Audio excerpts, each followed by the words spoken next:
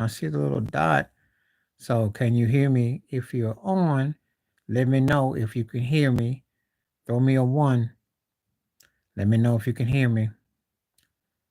I see the dot. It's on. So let me know if you can hear me. I am back. I am back. I am back. So if you can hear me, let me know. I think I got it right. Let me know. I never know about these things. I see the thing available, but I just don't know. So let me know.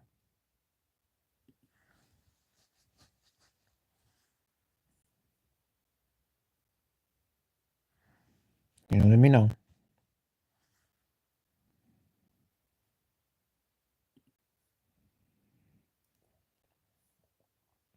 Let me know. Let me know.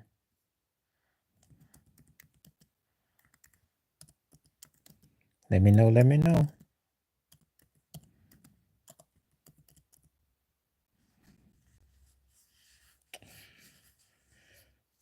Let's see. We're going to see if this is back on.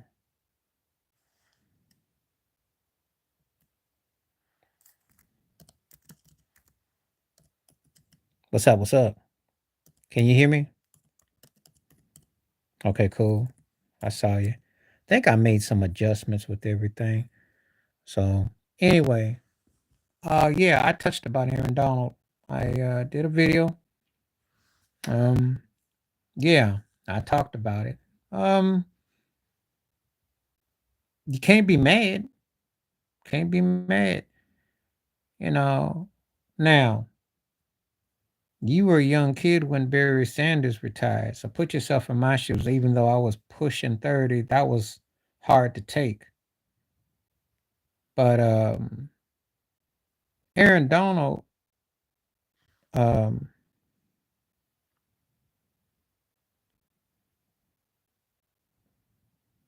Aaron Donald lived.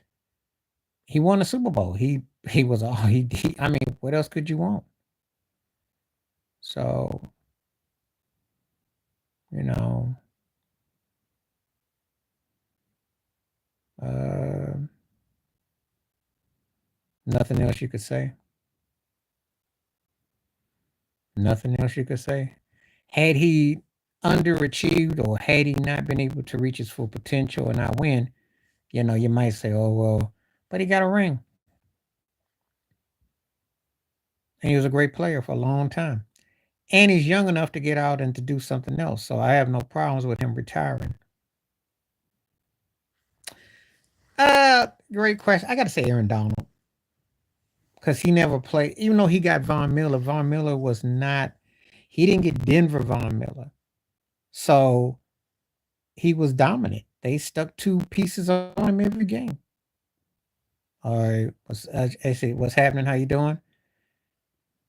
Please introduce yourself. Let me know your question. I'm glad to have you. If you get, let's talk. He um he was more dominant.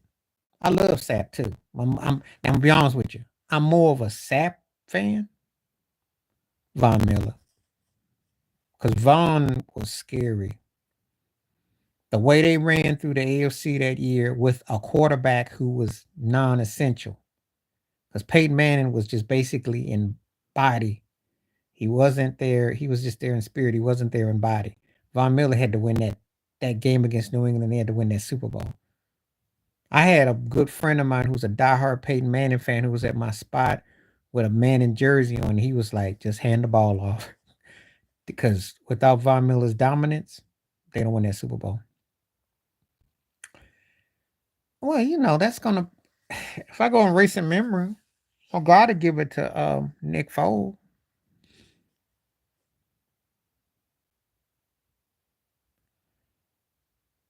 I didn't call him the best. I said better. He's one of the greatest. I didn't say the best. He was dominant, but for his era, he was dominant. You had to double team him. Absolutely. He made plays. He was very knowledgeable. He had a strong mental and physical dominance. And he pushed your line and he was great. You know, he's great. But anyway, Nick Foles got to come to the top of the chain. I'm sorry. The way Philadelphia played with him. Yeah, I'm not arguing that. And we're not talking about the greatest ever. I'm just, yeah. I'm giving Aaron Donald his flowers. I'm not saying all the time, but he's one of the greatest. I'll give him that. Going to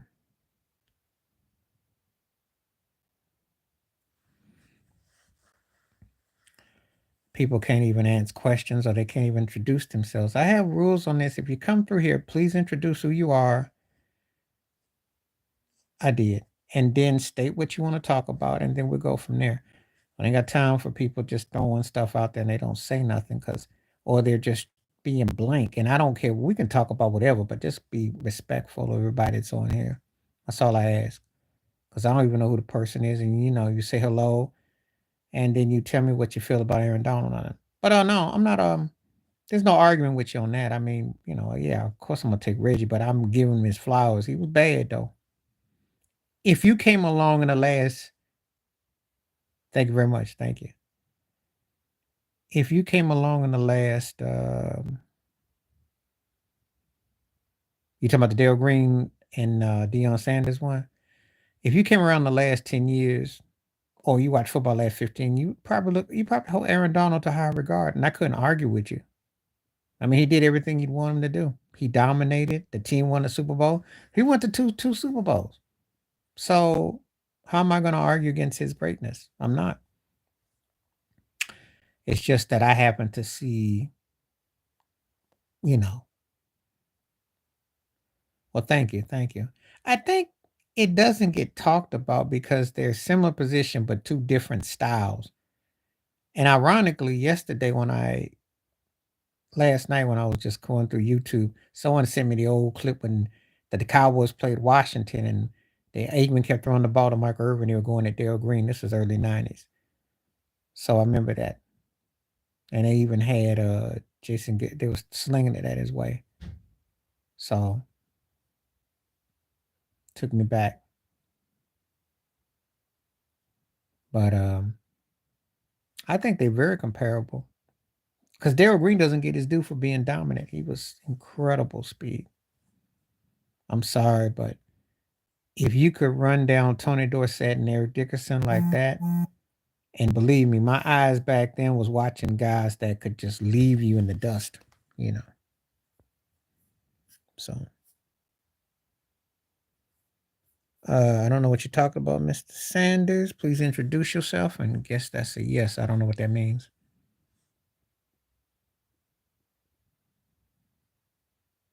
Nice LB Corpse. You talking about like tag teams and like guys in the back? Are you talking about like Lawrence Taylor, Harry Carson's type of situation? Okay. I don't know who this is.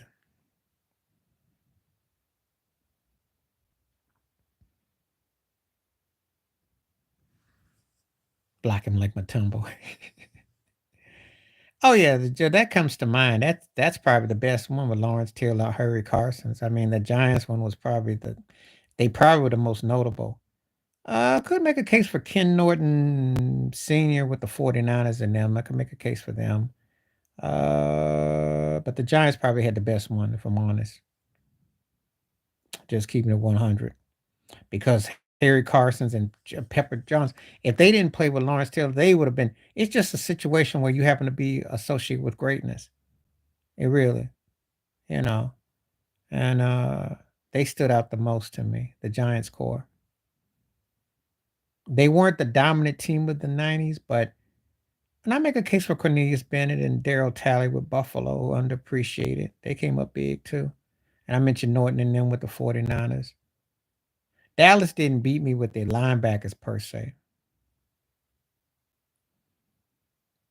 Oh, well, if you play for Jacksonville, Jimmy Smith, that's the most underrated. And I would probably say Richard Johnson for Houston. Those guys put up crazy numbers. They just played for teams that didn't have the kind of success. It's always going to be guys like that because it's the teams they played with. That's really what it comes down to for me when you say underrated because in the '90s you're thinking about the Bills, Dallas, Frisco, Green Bay receivers and stuff, and then in the '00s you think about St. Louis, wherever T.O. was, Randy Moss, etc., like that. So you got to think about the other people, you know. So that's how I go by underrated. You know, Jimmy Smith and Richard Johnson and I'm trying to think who else am I missing. Um, hmm, Pinkett. I think what the Oilers, you know, certain teams like that. But it has to be on the situation with him. Boy, now you got me think put my thinking cap back on. I would probably say I think Casey Jones was. I don't think he gets his due. I really don't. Even though he won, I don't think he gets his due. I don't. Um, Doug Moe to an extent. Um,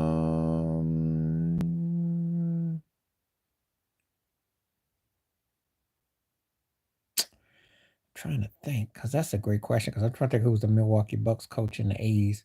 That he would definitely get his due too. Doesn't get his due. Some people may say Cotton Fitzsimmons. You know, um, that's a great question. Well, originally I'd say Kevin McHale. I'd say Robert Ory. Dennis Rodman was once upon a time. James Harden was once upon a time. Mm, so it's probably, excuse me, it's probably like somebody like them guys. But Ori probably. It's got to be. In my lifetime, I can't think of anyone else with more impact. I mean, he come in off the bench and hit the cheers for him or the boos for him. You know, he was very polarizing. Very, very.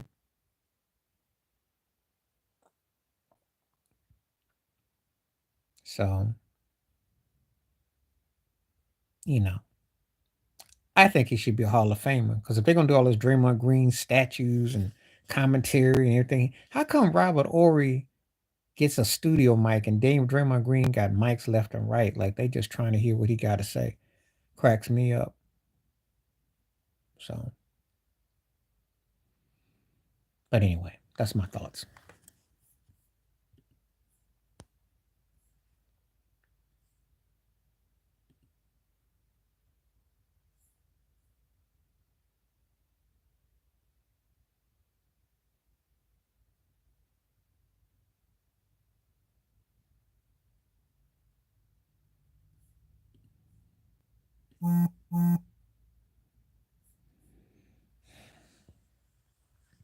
Well, before my time, I'm going to tell you George Blanda, okay? Because that man was a freak. Um, Barry Bonds.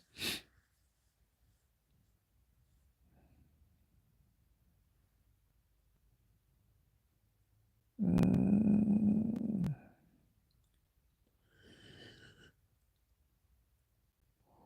I trying really. And Brady. I mean, you got to get Brady his due. You got to get Brady his due.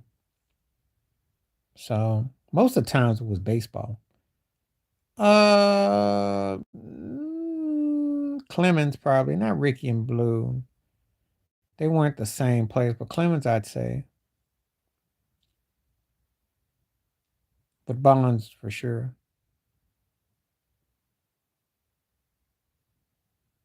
Quiet is kept. I think Barry Bonds could still hit right now.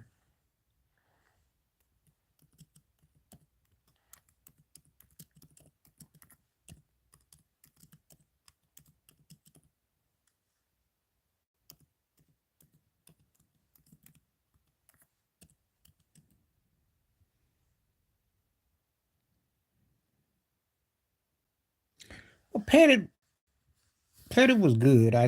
You know, and he, you know, was consistent with what he did. He, you know, because the way he was as a pitcher, he wasn't overpowering, but he was, you know, consistent. So, but I think he can still be good. I just don't really, you know, in all honesty,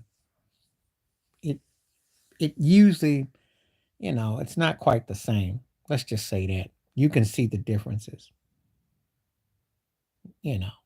I saw differences no matter how great a talent was, because, but baseball, actually, if you could still play, you could still play in your 40s, you know. It's just that when I was, um, um, whenever he saved games, that was my favorite moments. I don't have like a oneer. I think getting out of bases loaded jams. I don't really have. Those are my moments with him being clutch. Playing the Sandman, and he did his job. I don't really, cause I mean, it's not like you knew it was coming, and he usually did his job. So I don't have like those moments where I'm just like, okay, that was the ultimate. Excuse me. He just did his job. You know. I don't feel that way about no relief pitcher. There's some of them had different personalities. I'll give you that. There's certain things that they would do where I get hyped. Like when Goose Gossage would throw that heat, I'd get ecstatic.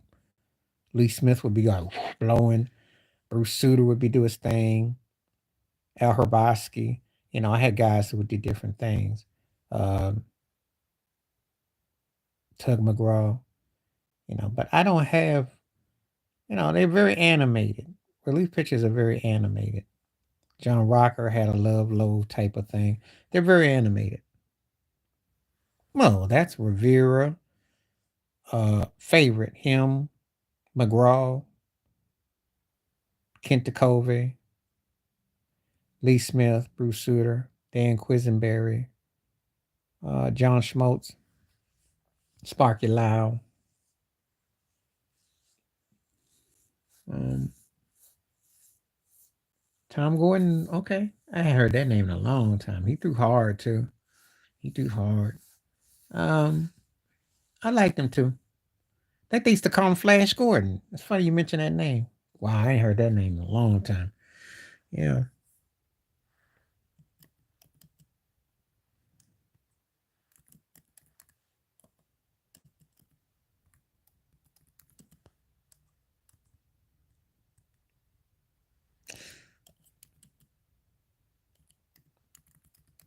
Yeah, I ain't heard that name in a long time. I like uh Burger. You remember the one with the Giants? The one that played all them pitched all them innings? That cat was bad. He would start middle relief and he was great. Bergmeyer. Yeah. That was a bad boy. He's like the last one that kind of knocked me out. He covered a lot of bases. But I don't really get excited about the relief pitchings no more because well, Aaron Chapman, that was a disaster. Hard as he threw, he had no location and his juice was bad. I remember Gordito twins. I remember. You be bringing up people I ain't thought about in years, but that's a baseball fan there. Have to be rejarred. Sometimes it seems like yesterday, and sometimes it seems like 50 years ago. Because certain names, John Nathan, I remember the Twins had a nice little squad. You know, and they might do something when these years coming. Can't say. It's just that in their division, everybody looks at Cleveland. No one, Minnesota gets kind of treated like the step or the fifth distant cousin, but Cleveland gets all the love. But we'll see. I remember. I remember.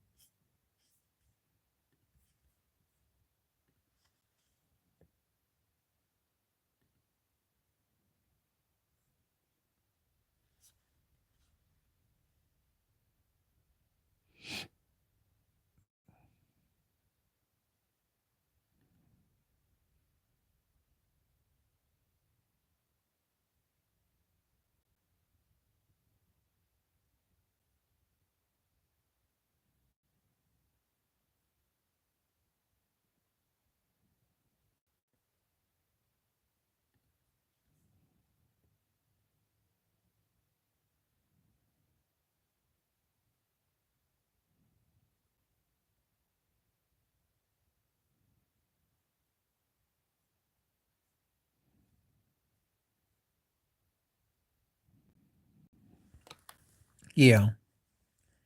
We're gonna see what they do. I mean, again, I have to see how everything turns out because I can't forecast that.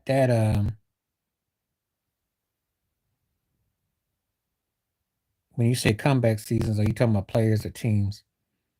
I tend to look at more like teams than I do players because players that's subjective, but the teams I can't deny. And there've been some great stories. I think the Astros story was the greatest because they were 100 loss team, and then you've seen the last decade, cheating or no cheating or however you want to call it. Their story's been pretty incredible that they stunk and then they came out to be. Because I remember when Cecil Cooper was their manager, nobody saw the Astros being a fixture like this. That's comeback. Um, Baseball's a funny sport like that too, because you can suck and then get great, you know. So,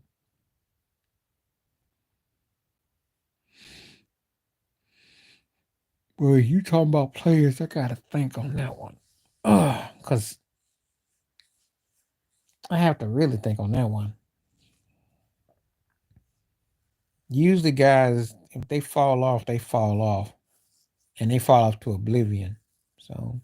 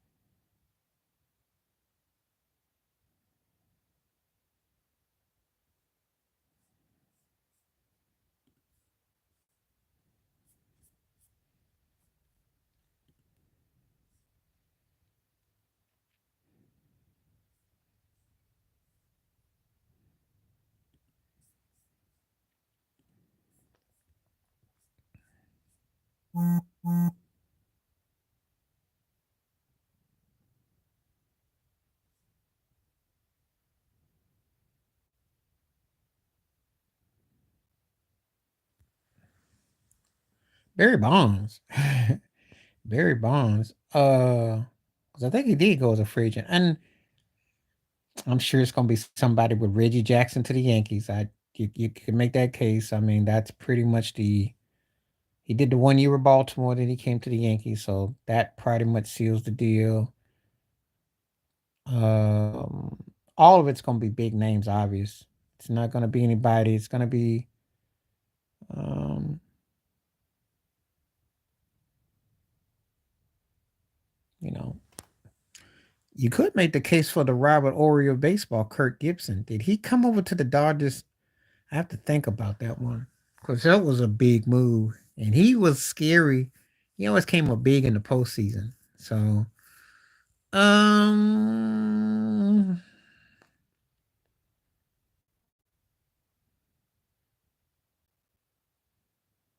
trying to think who else got to think of. Keep your eye on this Shohei Ohtani thing because Ohtani could be a big one this year. If he turns out and the Dodgers win the chip, that could be huge. Stay tuned to that one. That'll be right before your eyes. Um, my favorite what? I think Reggie to the Yankees though, probably. And I think Bonds went to the Giants, so I think those two stand out. And then you have to remind me of some others because then I have to where I would evaluate those.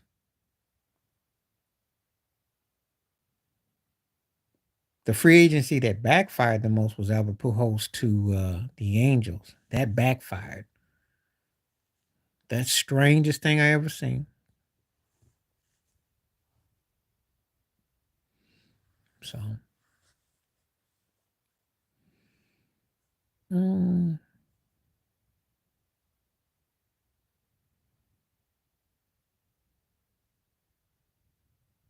I mean, I remember the Yankees getting all kinds of free agents.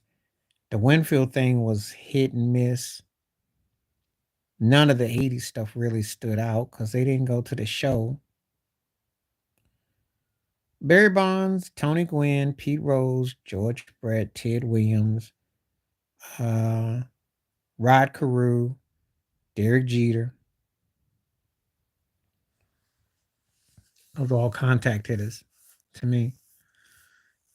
Um, Ricky Henderson, and I give Ichiro his due. For me, contact hitters can do it all, and then they can also get on base and they can cause havoc. So I have to throw those guys in there. Leadoff hitters, I would.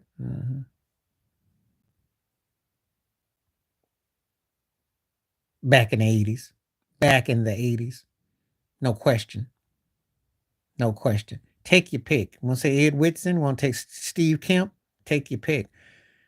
Oh, back then, I remember they got Don Baylor, who I like, but they just spent money back 20, 40 years ago, and it didn't mean jack.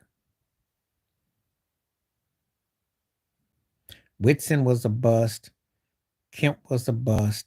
And they had, I forgot who else they had gotten, just didn't pan out at all. So it was the 80s. Ask Yankee fans who go back that time, they'll tell you the same thing. Those were the busts, you know. Now, modernize, you might, yeah, in the 80s they did. Because the guys came over and they just didn't, it didn't click and they didn't win. Of course, somebody right now is going to probably say the same thing about Giancarlo Stanton, though. They'll say he just ain't that dude. So, you know. But back then they really did. 40 years ago, look it up. They spent like crazy, and those guys just didn't pan out. Those are a couple of the cats they got. Well, Stanton is just not the dude as far as leading you. He's a sidekick dude. Soto can ball. We're gonna see. Aaron Judge a little hurt. We're gonna see what happens. You know, but they don't have even. They don't have the guys that you say, okay, we're gonna win the chip. That's what I'm getting at. That's the problem.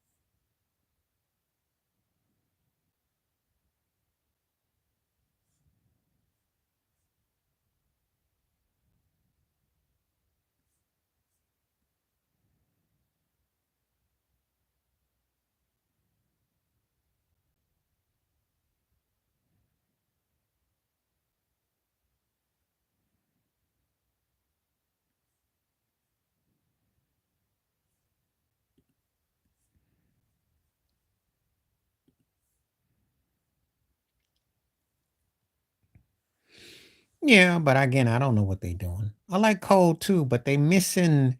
I think as a Yankee fan, they don't have that fine line person. They don't have that player that you feel that could flip it. You know what I mean? They got pieces, but they ain't got that flipper, and that's what's missing. That's the difference between winning 90 and 100 games. The difference between being a lurking in the wild card and being a winning division. So I just that's why I don't have a lot of expectations. If you must know, they can prove me wrong, and I hope they do, but I don't see it. I just don't see it.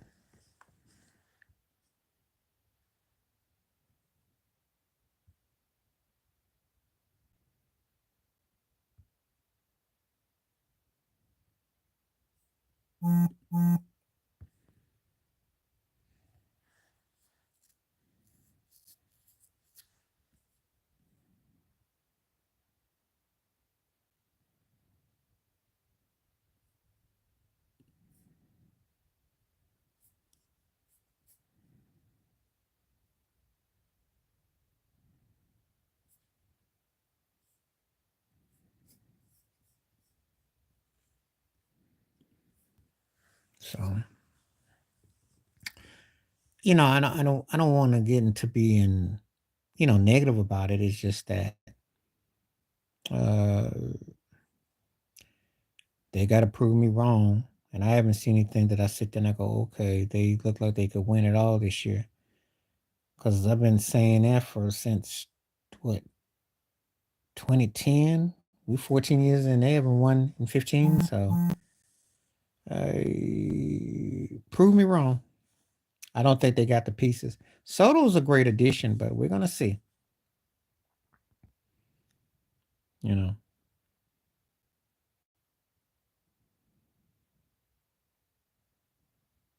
we shall see.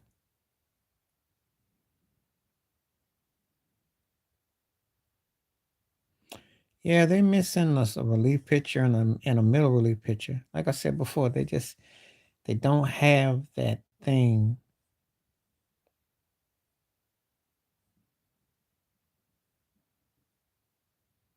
They don't have that thing.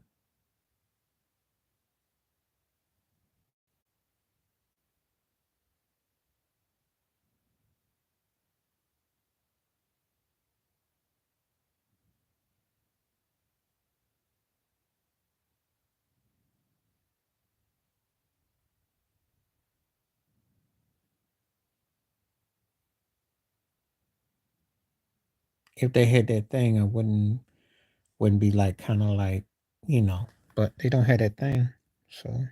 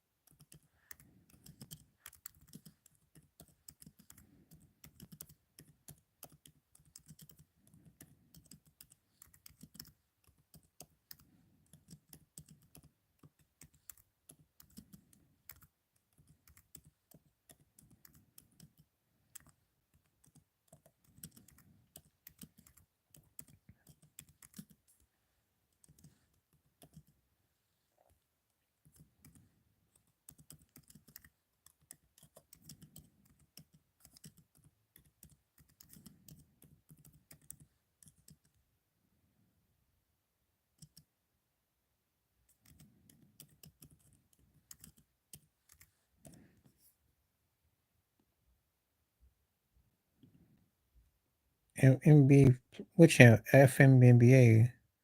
What you mean? Do tell.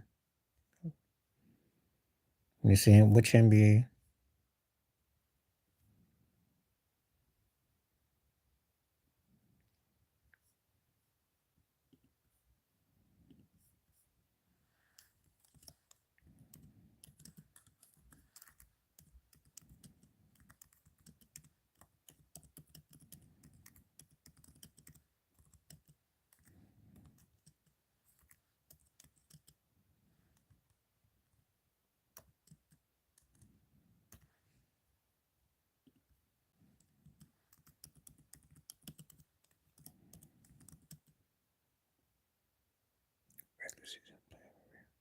What you mean? You gotta elaborate. I'm trying to figure out what you're trying to say.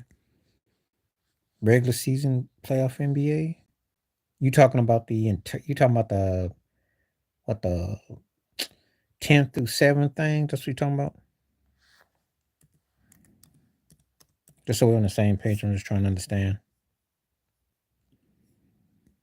Now I'm gonna tell you what I heard. I was watching First Take and Mad Dog and then was talking about, well, what happens if LeBron and Steph get knocked out? That's gonna hurt the ratings. They already. I might do a video about that tomorrow, but I think it was but he was talking on the other side of the table and he said, well, we got to get the new ones in. To me, it's if Denver's healthy and motivated, they're winning it. That's how I look at it. I don't see nobody in Denver's class.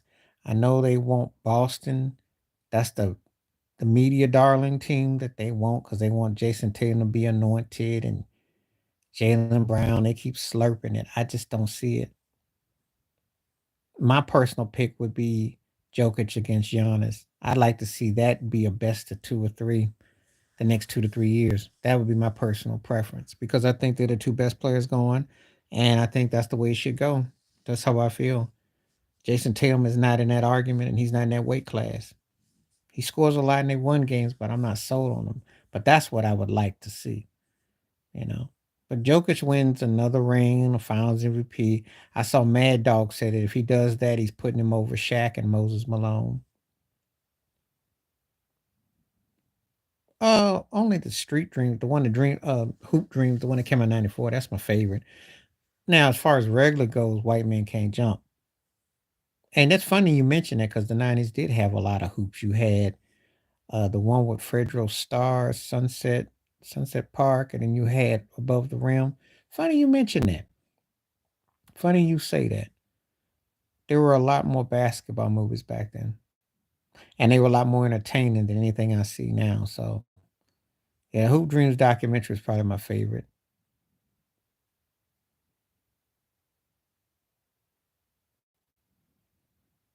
Well, there was a remake of Basketball, the original Curtis Blow song, but I don't really have any ones per se. There was some songs that were produced, but I wasn't really gonna say that they really. Mm, Believe me, growing up in that time period, it was funny because Master P was playing ball and rapping. It was hilarious. But I don't really think I can think of too many that would come off. There were songs that related to it, but not too much that I can recall.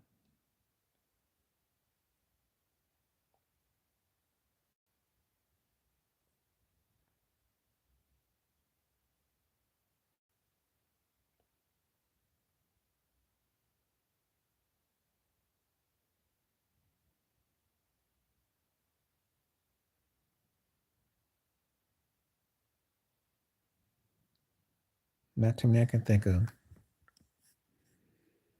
That's just the fact.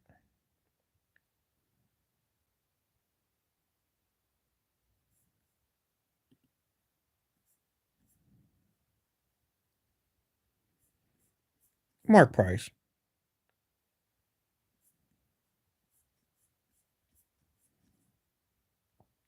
Because Bibby had that out of body year, and he played his best in Sacramento. He was all right with the Grizzlies, and don't ask me about after that. But Mark Price was a guy that had the goods. So going with Mark Price, it's not close for me.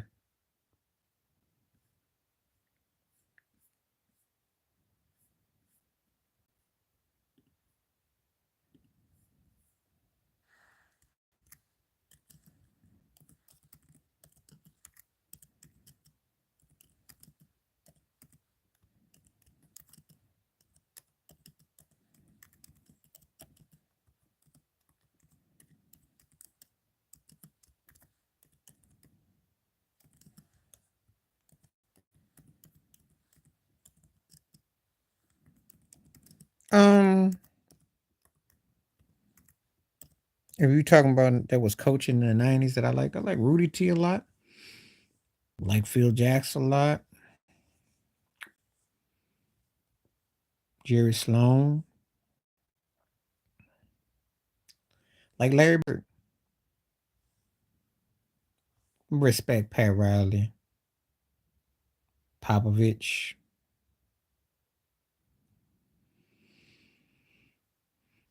Mm, Lenny Wilkins.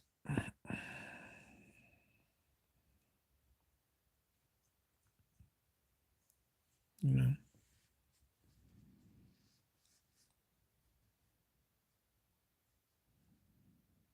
pretty much the usual suspects. You know, Chuck Daly gets an honorable mention. Rick Alderman too. I liked what they did. They just didn't win nothing, but they were fun to watch. You know,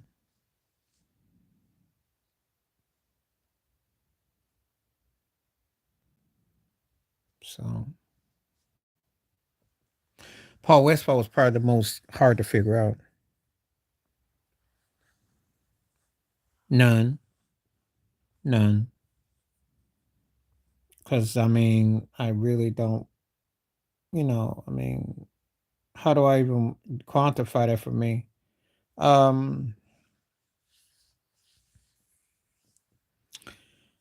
the most the most intriguing one, the one that probably would mean the most to me is only probably Red Auerbach because of how they won and everything that was implemented. No one else is gonna really. That's just as a basketball fan, okay? That's not downplaying Pat Riley and Phil Jackson and Pop and all the ones, but the Auerbach one would be the most. I mean, really, that guy, that would be the most intriguing one. That's the one for me because of how groundbreaking he was and what they represented. I can't think of another one that would rival that. Sometimes I have to just keep it 100. Now, their coaches, obviously, I've been aware of them alive and that, but what he did, it's him and then it's everybody else. That's how I look at it.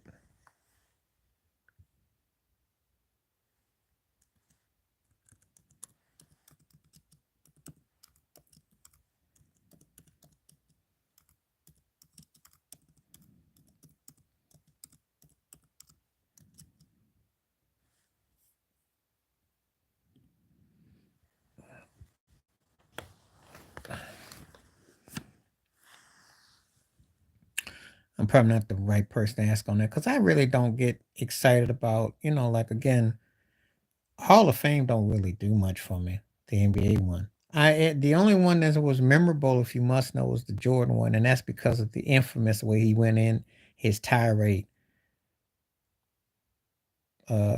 But I don't really get into him too much. I thought the Kobe one was sad. Duncan, where he was talking Vanessa, so those are memorable. But by and large, I don't really get into them. I just don't. I really don't. I like certain things cats say, but it's not like I'm sitting there going, "Oh, you know,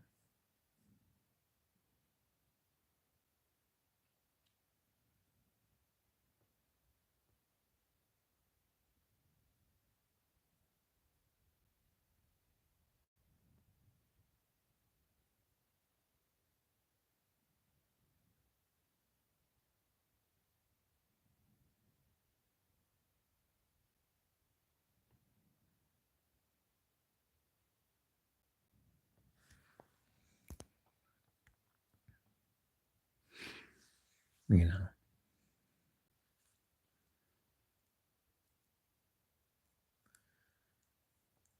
Arbach is the only one that comes to mind. You know, really, as far as NBA goes.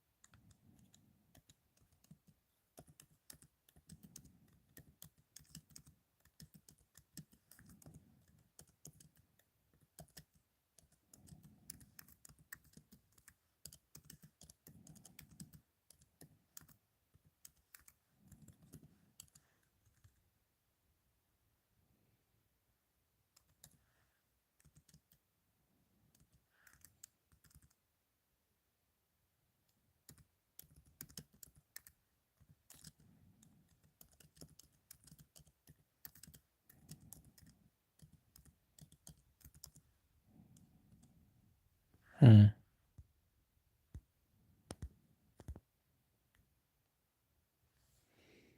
Okay, so what's up? What's up? What's up? Things get silent, so I didn't know. Can you hear me okay? Things cool?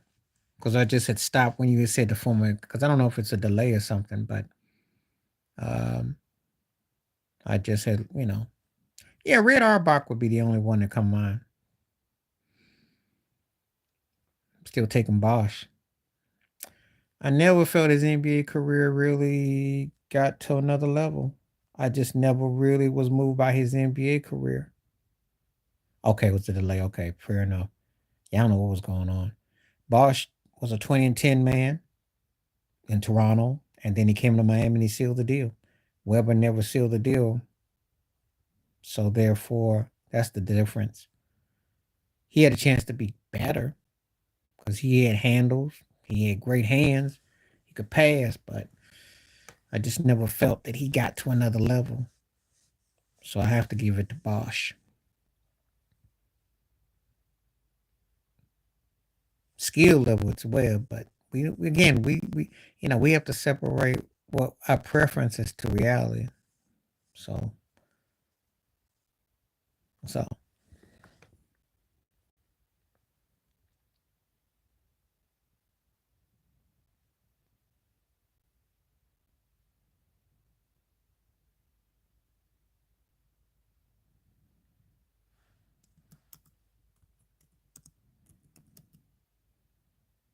because they don't play no defense. You know, they I think I shared this with you. Once you get past the top of the key, they got a big gaping hole. And so on defense, Dame doesn't really defend like that. And on offense, if he's shooting 30-foot rainbow shots, or they don't attack with Giannis breaking down the walls and leaping, they leave Lopez. They don't utilize. They don't really get enough of their offense. They become stagnant, and they end up playing these chase them down games. So he's getting exposed because he doesn't have the right guard play. That's what's messing him up. You know. So good luck with that. Good luck, because they're not going to win like that. They're missing Drew Holiday. And Drew doesn't even really fit with Boston, but he's enough of a nuisance that for teams, because he's like a nuisance, he's a problem. You can't get him off the block, but he's exactly what Milwaukee needs. Really, you just seeing the facts that you asked me what Dame would have been like. Dame just gets exposed, play no defense, and if he ain't making 10, he ain't high octane scoring. What else can you get out of him? He's not an assist man. He's not a rebound man. He's not a steal man. Don't block shots. And what you got? That's their problem. They got a big old gaping hole on their defense, which is also a big old gaping hole on their offense. It's not like he's going to shoot himself out of his poor. It was there. It was there. See, I know you lived in Ohio. I was in the West Coast. I used to see Dame all the time because I watched Portland games. And I saw this coming, you know. We didn't talk about it because we never, you know, it's old when you've been shooting, doing what you want to do. He out there in Portland and he's throwing up 70-point games or 40-point games. He's not asked to do nothing. He has a young, inexperienced team. The bench is half-hearted. The team, their season is over after All-Star weekend, okay? They're already preparing to go to Cancun. They ain't asked to do nothing. He been given away for that for years. Yeah, he was his coach starts could coach him up, but they were always second round casualty. He'd make shots, but he didn't play no defense. He was just scoring points. He was stat padding. No one was, yeah, you'd have to worry about him because he could score, but you weren't worried about him beating you with no chips. Shoot, ain't nobody ever looked at Dame like that. I knew Dame's focus wasn't intact when he was debating Shaq and they was trying to get into a diss battle. And I'm like, look, man, hip hop is your fun hobby. Basketball is your job. Shouldn't be getting into an argument with Shaquille O'Neal about that. But he's an old 30 because he can't do nothing. What else can he do? At least James Harden will fool around and get you a triple double once in a blue. He'll get you some boards and assists. What can Dame do? You're a defensive liability. And if you ain't making 5, 10 threes, you're an offensive liability too. What are you? What good are you? So I saw this coming. I mean, on paper, if it hits, I think he's just not comfortable with Giannis. He really wanted to go to Miami, but Pat Riley and Spo ain't going for that. Your butt got to do something. You can't stand there and be stand pat. That's why I didn't touch him. I told you that's why I didn't touch him. So he better figure it out with Giannis. He ain't gonna get a better opportunity. Yeah, he's an old 30. He's an old 30.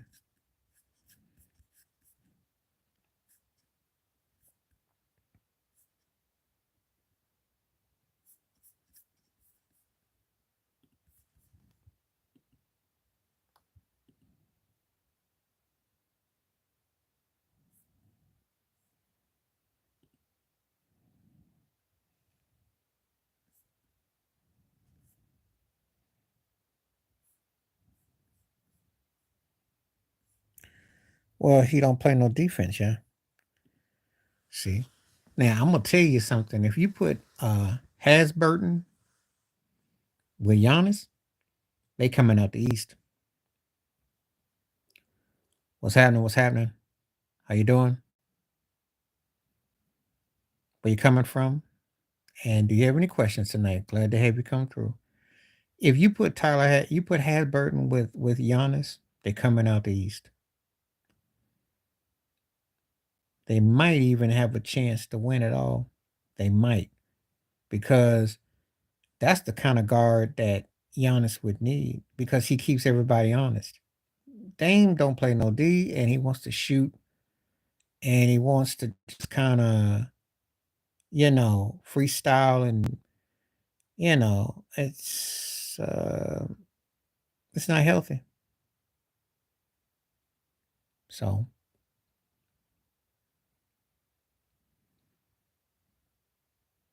Batata. Is that name Italian? But anyway, that's my thoughts about Dame though. It ain't hard. You're seeing it more now because he came over to the East Coast. I was watching him. I ain't felt him since they lost the Western Conference Finals. As a matter of fact, you can make the case. I'm doing good. How are you? Or where you coming from?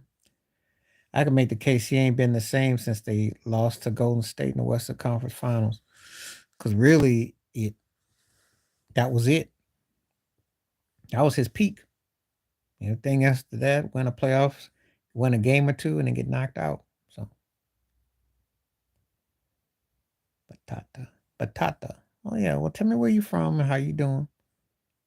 Glad you came through.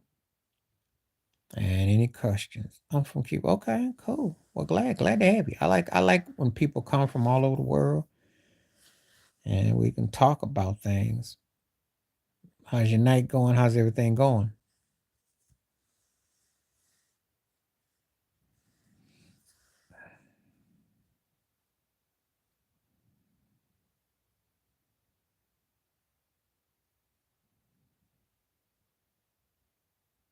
I'm okay. You asking where I'm from or you asking how am I doing?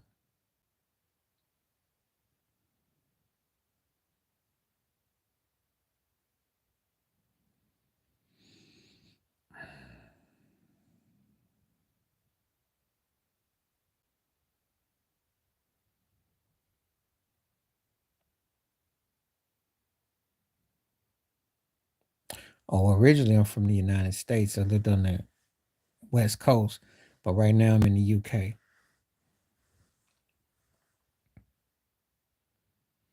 But I originally was from upstate New York.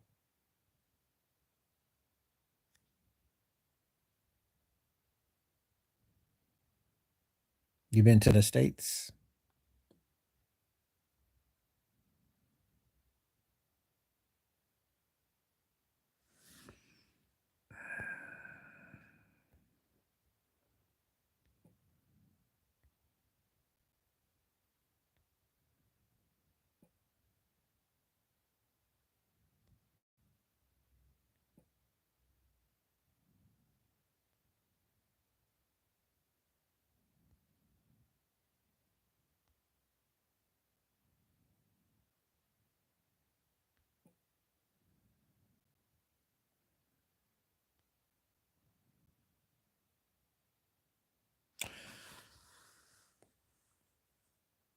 Okay. Bristol, UK. Okay. Dessert? That's a well, probably just yogurt these days. And it's only the no fat. I don't mess with desserts no more. Yeah, yeah, probably yogurt. Okay, you were in Bristol, UK. That was cool. Did you like it there?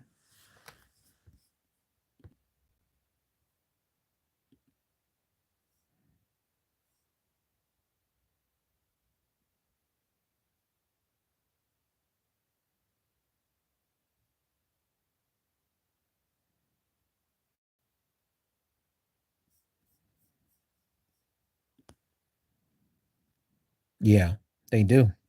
They do.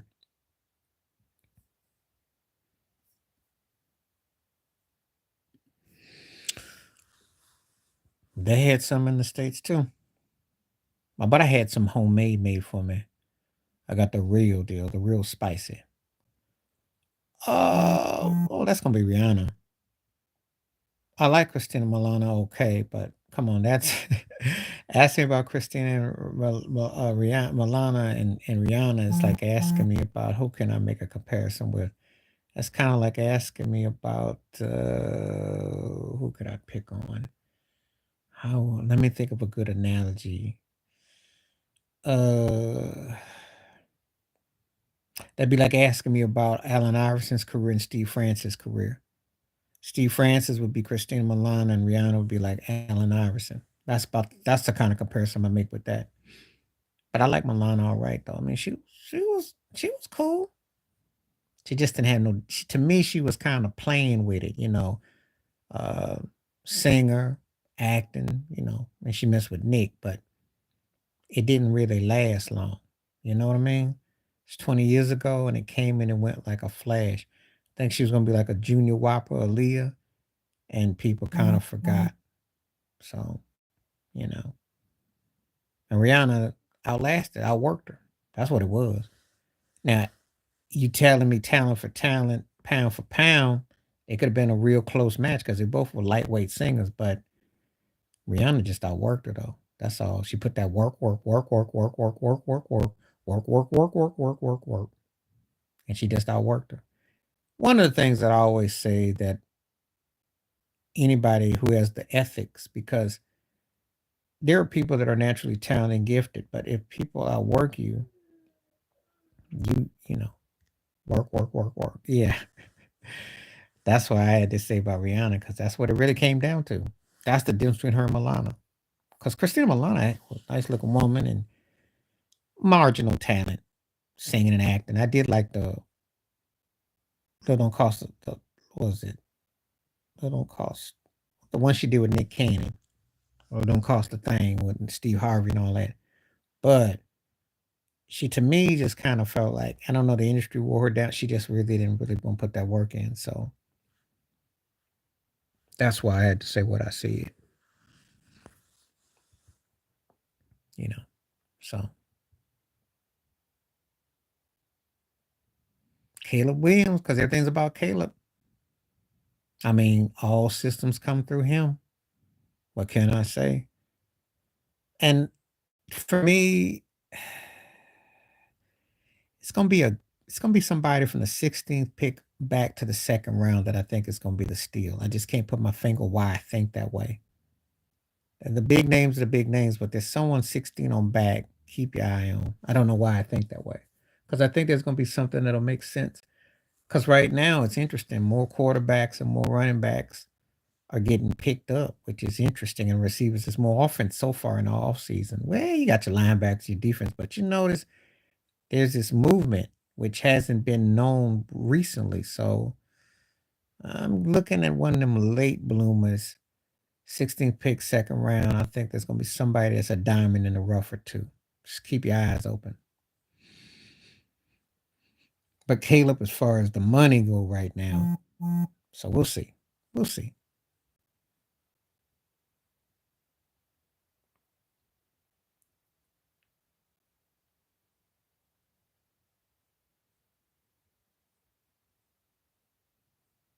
But anyway,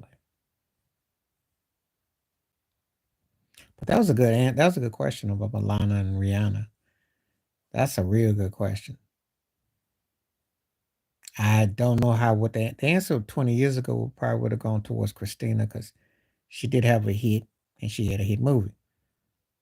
And, vocally, like I said, but Rihanna just keeps it going. And she just got that $6 million to perform over, which is crazy. So she she gets her bag.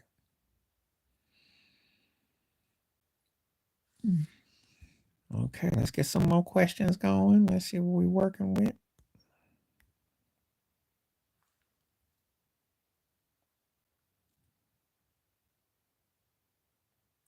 90s comedies? Are you talking about comedians or like you talking about TV shows? You talking about movies? What when you say 90s comedies? I just need to know what kind of verification.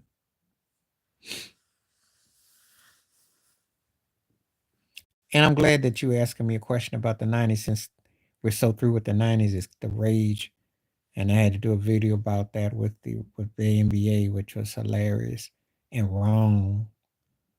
I mean, that whole whoever came up with that, we're through with the 90s basketball is just that's absurd.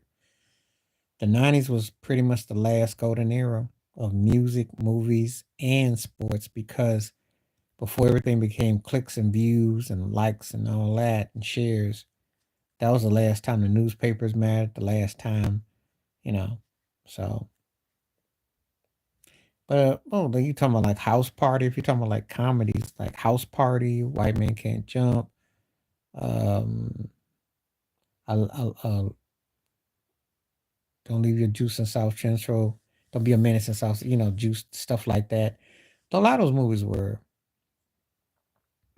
funny. Money Talks.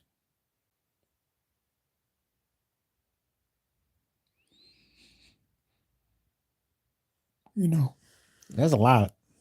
That was a pretty funny era. Underrated on. Um.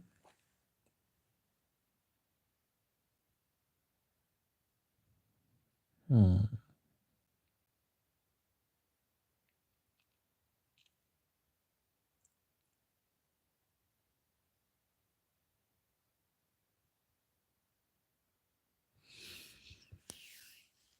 Hmm.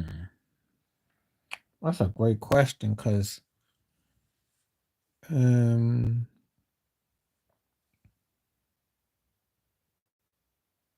right now I think the Arizona Diamondbacks manager is, and I think that Tampa Bay's manager is.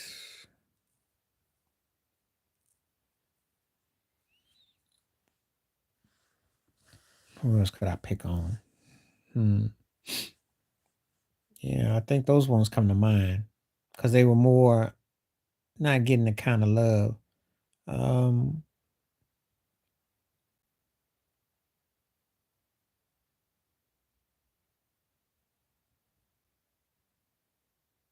I don't think Bruce Bochy gets his full due.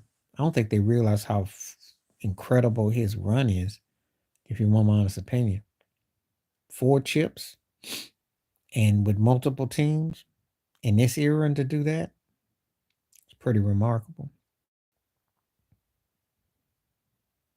Because Texas had been there for the taking, and no one could seem to seal the deal, and he did.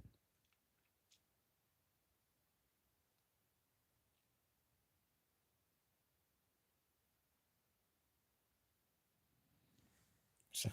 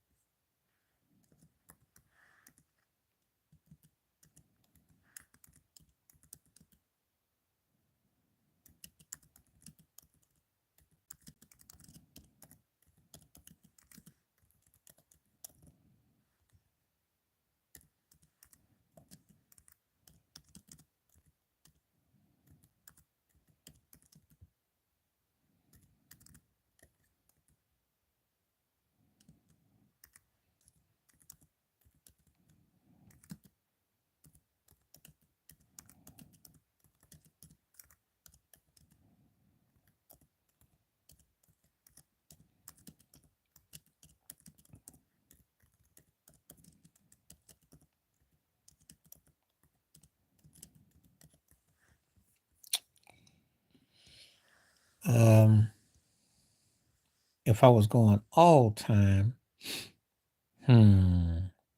I have to think back on that one. See, that's more like it from back in the day, because now I don't think none of them is underrated. I think it's more of a level playing field.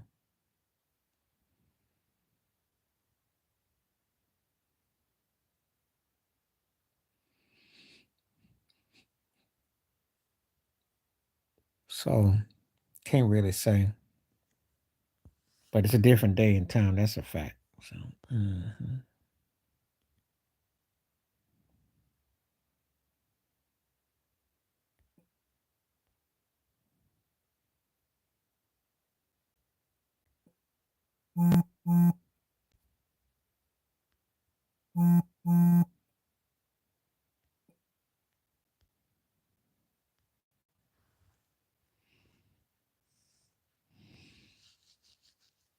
Steve Carlton, like I said, was one of them. Fernando Valenzuela, Pedro, Doc Gooden, Dave Stewart, Roger Clemens, Randy Johnson, Earl Hershiser, Kershaw Show, Denny McClain. Denny McClain's got to be one of my favorites. You win 31 games. That's incredible. Bob Gibson was one. Um, Ron Guidry.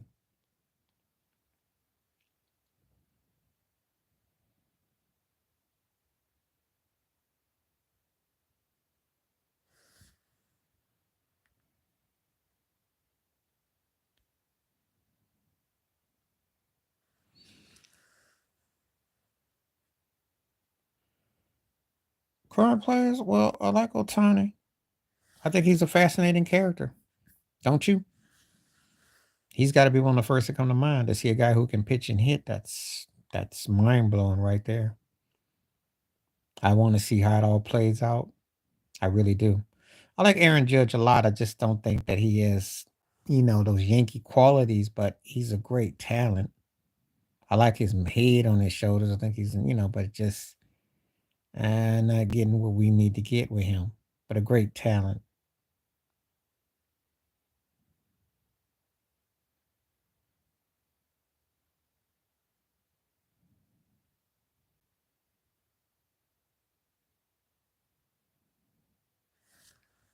I like what's his name for the Astros, the left-handed hitter. Odor, the Caribbean brother. Can't think his name right now, but that cat can hit. I like him. You know, not really blown away by too many people though today though. If I'm honest though, Mookie Betts is one of my favorites. Yeah, I'm a big Mookie fan. He's the kind of guy I wish the Yankees had as a leadoff hitter player. I like the way he play.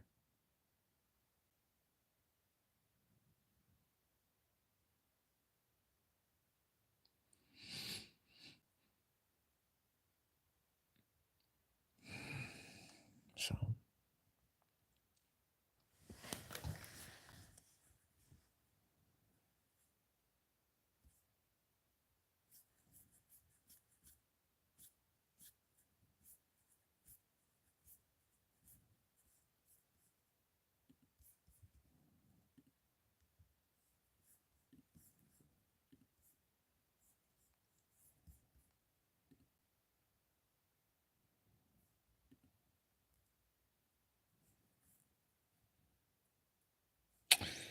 oh really? Woo.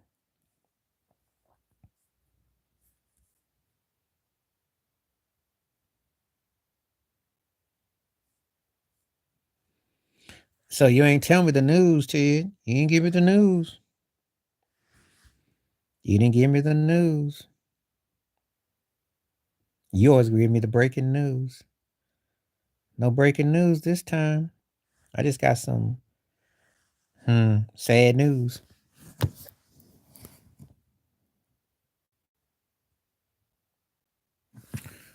Wow. They finally got rid of him.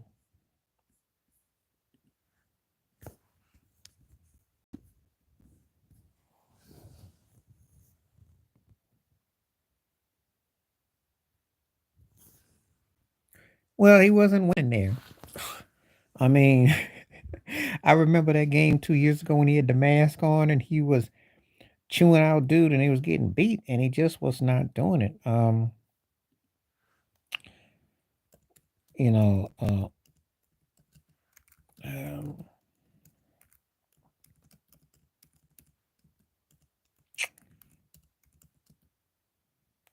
yeah, that whole episode with the mask and he's up there trying to chew out the dude was embarrassing.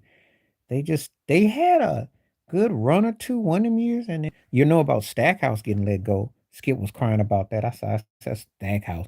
They was calling Stackhouse out on X because they were talking about how he'd be playing golf all the time. I didn't think Stack was really gonna last there though.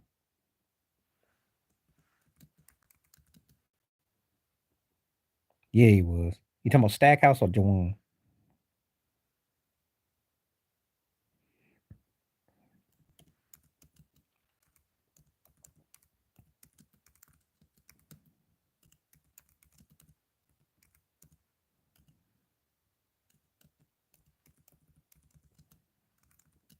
Yep. Thank you.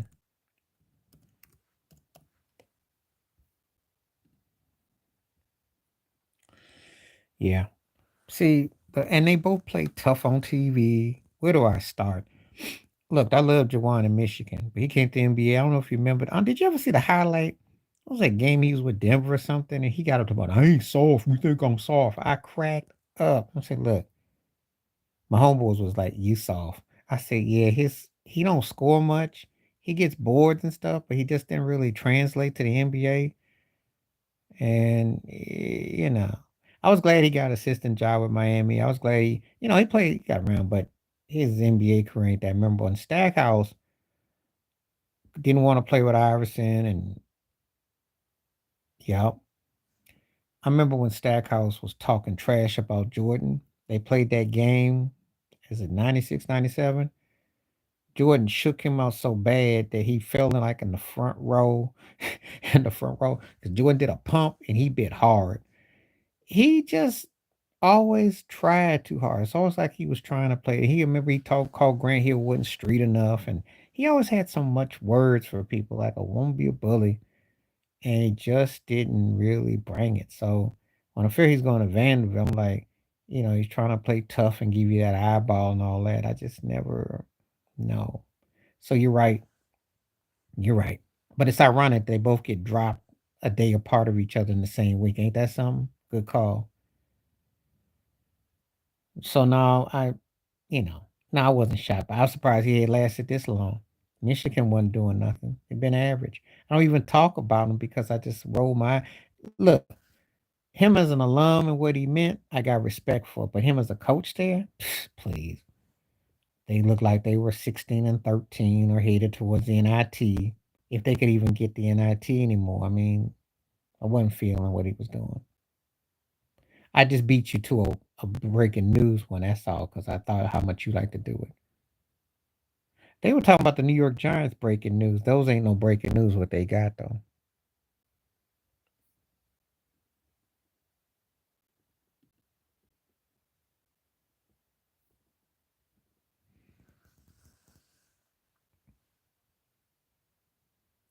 Yeah, it don't. But we don't call out. We don't hold Latinos to like no one talks about Jennifer Lopez for doing it.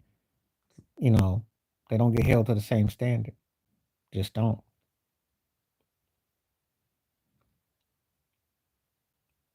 Fat Joe doesn't get called out on it either. I'm just saying. You know. I see it all the time. Hmm.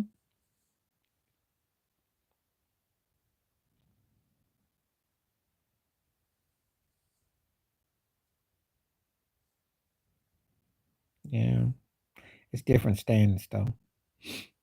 But Jawan will get another assistant job. I don't know about Stack though. I don't know because they spend a lot of time trying to simulate. That's the thing.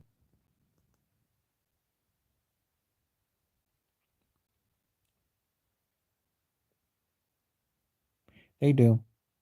They do. But the thing about it is, if you're Mexican descent, you all have African descent in your blood. I don't care if you're light, brown, or skillet black. You just don't be told it, and that's the problem because people somehow thought you was white when you aren't. You're not white. Tell Charlie Sheen the truth. Oh yeah, oh yeah. You know, I did do that video about. Did you see my video yesterday? I did about the family in San Diego because Chinese family they first moved to the states in '39, and it was a black family that put them up when Jim Crow wasn't. So, and they're donating 5 million. There are some stories, but a lot of them do. Because again, they get taught to hate us coming over here. Everyone gets taught to hate black folks coming to America. That's nothing new. It's almost like it's a, you want to be successful. You can listen to their music and you can clap for them in the stands, but watch their movies. But don't bring Mookie to the house. Don't bring Ray Ray and Baby. No, no, no. That's what they get taught. That's what they get taught.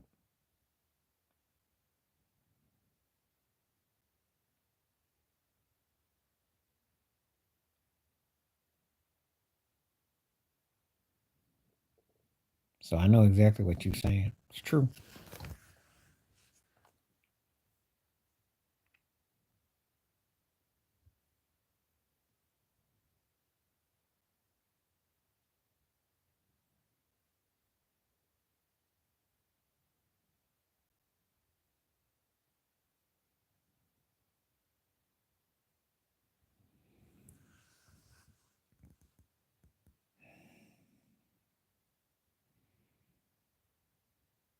Well, Obama, he's a politician.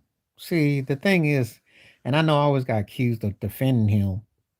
I defended, only thing I ever defended where Obama was concerned is that he played in code because he played, and I have issue with him, but he stayed on his code, But when you're a politician, it's a different ball game. You don't get to be too much of nothing because they're watching you. Mark, she actually is looking pretty good right about now. If you saw my Kate Middleton video, she's looking pretty good right now. Ain't going so well in Buckingham Palace, so she's starting to look pretty good. But they two different types though. Obama got brother in him. Meghan Mark, she borderline on that Stacey Dash tip.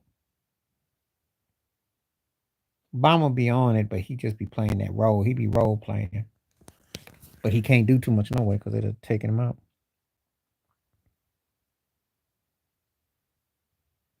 She does.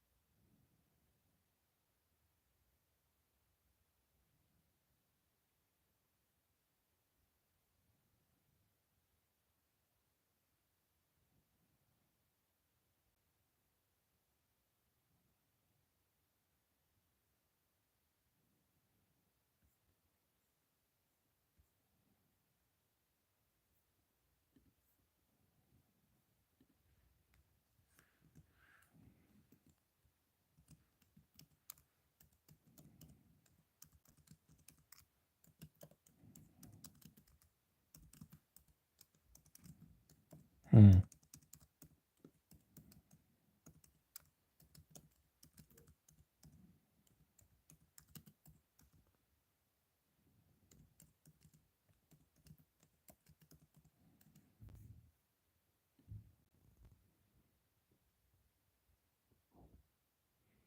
Yeah, Haley. You talking about Haley Berry? No, but so you heard about the whole Kate Middleton with that picture took because that picture looked photoshopped. She stepped down from her duties. Story is that William got a mistress out here. She stuck with them three kids and she don't want to do much of nothing. She kind of like ain't really rolling. Now, I know they don't talk, but I'm just saying about Middleton. She done with the scene. They talking is crazy. They talking crazy. I guess he out here got him a side piece, which he's been had though. Yeah. Did you see the picture? It was a funny picture because it's like it's Photoshop. And she been in that hospital, so nobody don't know what's up. So yeah, he been out here. He out here getting his Mac on. Yeah. Yeah. She, in matter of fact, that was the running joke that what's that chick that used to mess with Jamie Foxx, because they kind of favor the one that used to mess with Jamie Foxx that was married to Tom Cruise. You know what I'm talking about. Anyway, that's the running joke. She could play her in a Fox, in a Netflix. Yeah, Katie Holmes could be a Netflix movie. I said, yeah, if you can get Jamie Foxx and you can get Kate Middleton to run down the street in London and goes, I love black people. I love black people. That'd be hilarious. Oh, okay. She messing with her brother now, too. She always been like a low budget Junior Whopper, Sandra Bullock, Junior Whopper, Julie Roberts. Didn't quite make it as America's sweetheart, but had to catch your face, had the vibe. Just didn't quite, because her movies were kind of.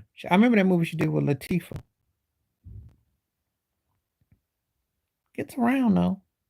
Gets around. Got bought and paid by Tom Cruise, so,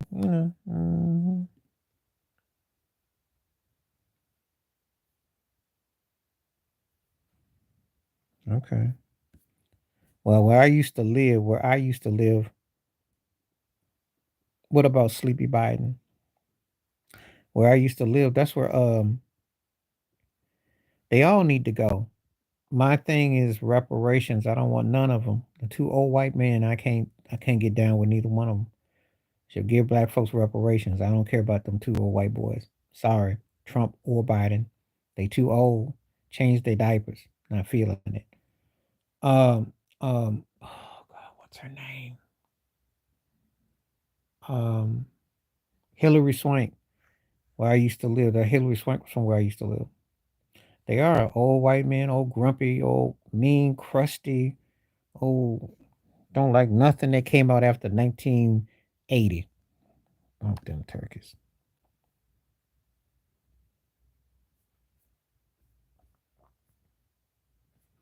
So I ain't got no use for neither one of them.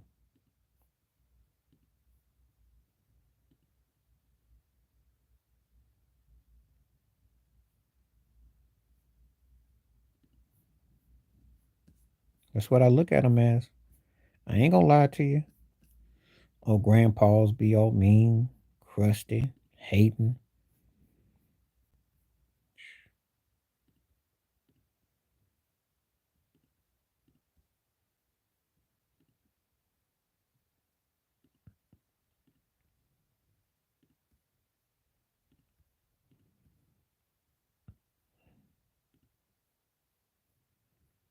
I just don't really be feeling them, that's all. And I voiced my displeasure. But I don't care about the politics in America, no way. It's embarrassing.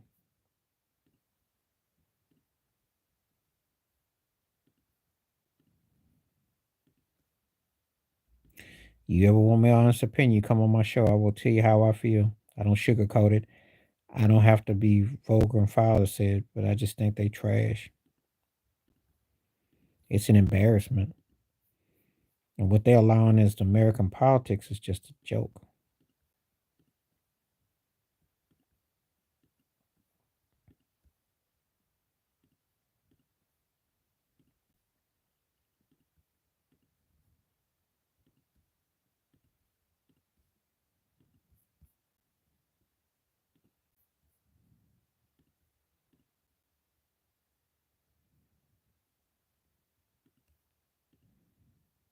Yeah,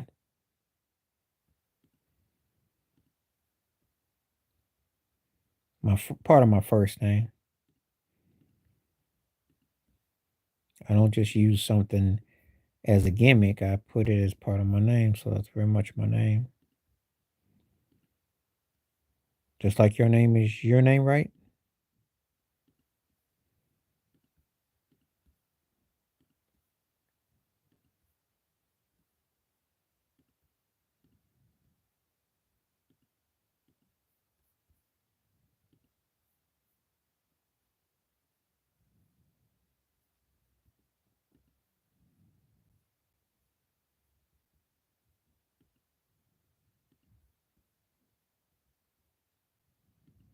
Catalina. Okay, cool, cool. Okay. And Batata is your last name? Catalina. That's a cool name. Cool name.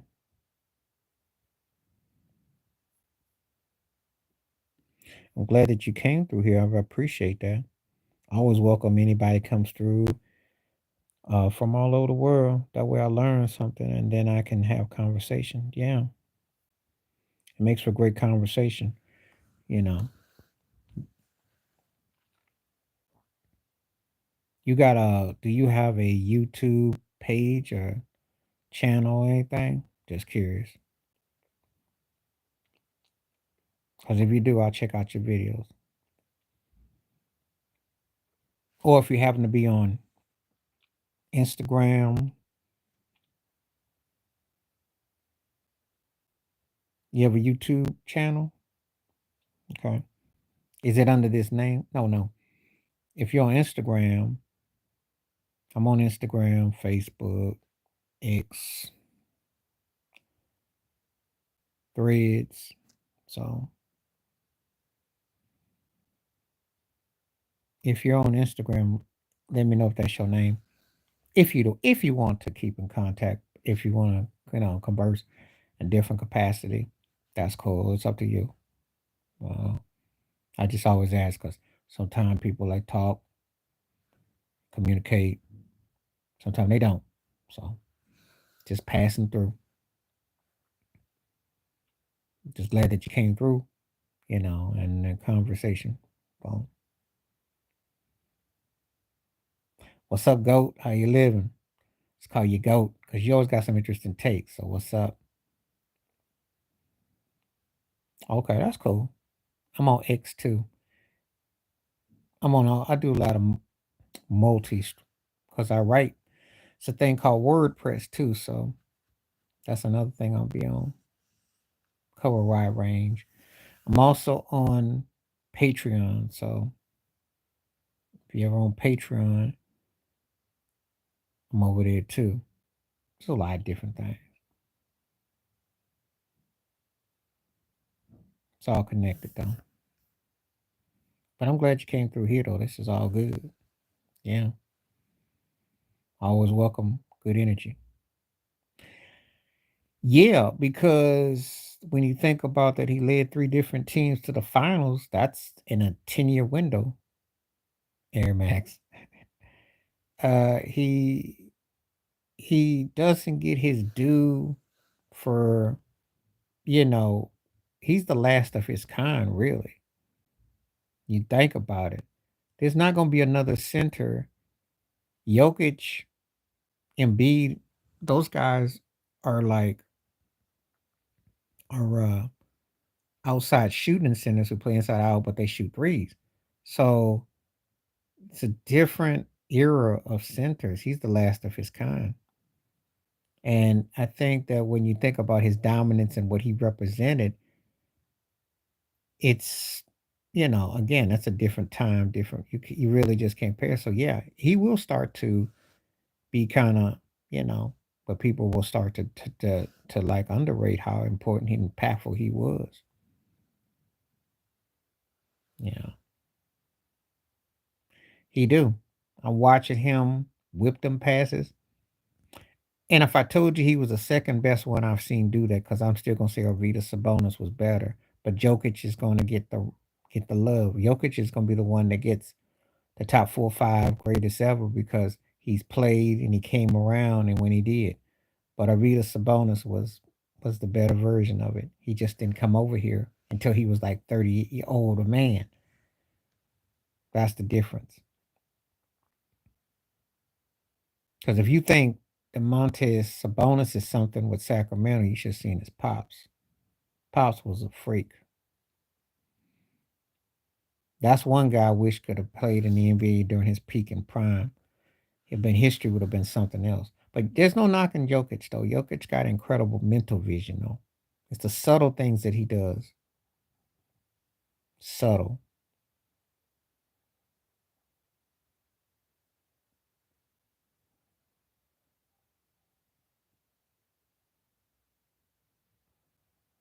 So, but yeah.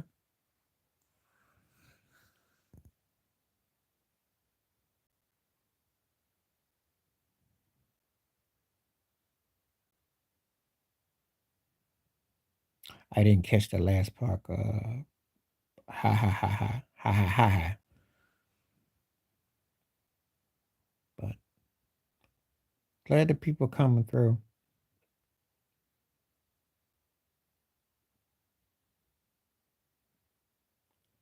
It's different. It's different because you gotta get used to culture and and there's certain things that being from the States, it's different.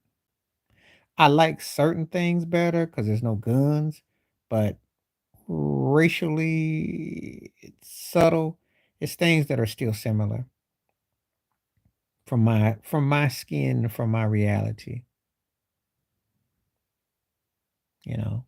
It's different though. Some folks, I mean, obviously things travel, but there's certain things that you pick up on, some things you don't. There's certain things that I like better. I think the food is good. Cost of living is a bit, but the food is good. They get you on the electric though. So NHL players probably the usual Gretzky, Mary Lemieux, Eric Lindros, Gordie Howe. Pretty much the usual. I'm not the biggest hockey fan, but I respect anyone that plays it 'cause it's a tough sport. Yeah, I know all that because I saw him. But the thing is that he's the guy that I wish had it came when he came because he was something else. He was something else. And Rasheed Wallace doing a video talking about it undefeated now, the best passing big because Sabonis had some whips, yo. I mean, he had some whips.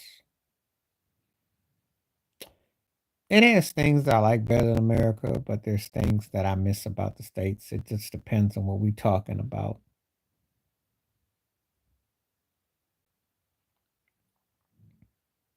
you know. So it's got pros and cons.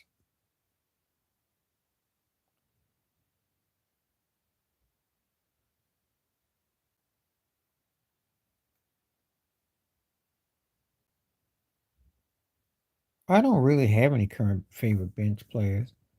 I mean, I think most of the cats that play for Memphis are bench players. Probably the Celtics.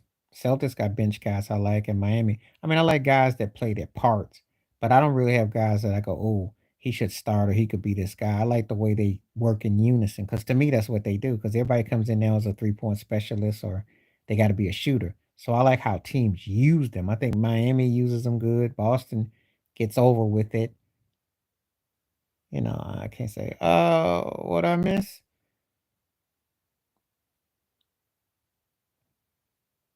Yeah, I heard about Australia. Y'all get like when it's supposed to be winter, y'all get the heat. Cultural certain things. There's just a certain, being black, there's certain things that there's certain camaraderie. And there's certain things that you just kinda it's a vibe you get. Certain vibe you get. We laugh a certain way back in the States. It's a certain rhythm to it, you know. No, he ain't. No, he ain't, because he been what, almost 10 years in him. How's he a disgrace when he's gonna get a pension? How's that a disgrace? Oh, if you're talking about him underachieving and crying and pouting and got Kardashian fired, okay. But if you're talking about he got a career, I mean, how's he a disgrace? They still hold him in high regard. Skip Bayless still slurps him up right now. He got mental situations, I think, and I think that's you know. Thank you, average Suzuki fan. Jesus is king. I'm not gonna argue with that. I'm not arguing with that at all. Um,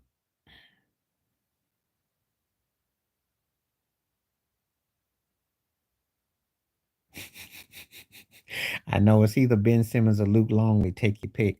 Eh, He frustrating because I seen him have games. He had that one game where he scored like 40 something points and rebounds and assists, and he has he will. Who says I haven't? Who says I haven't? He um he is one of those guys that he can go off and then he can go into his cocoon. You know when I say the cocoon. So the talent's there. It's just that, you know.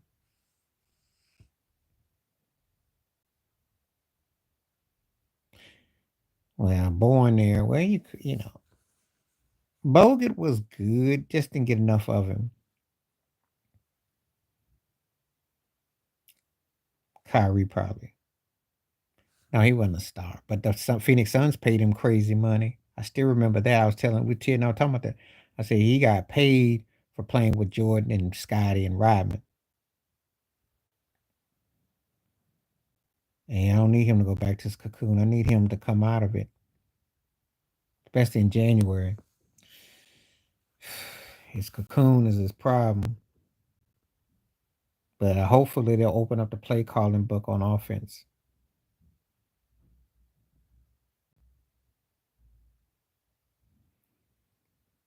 No, he wasn't a star, but he had big time success though.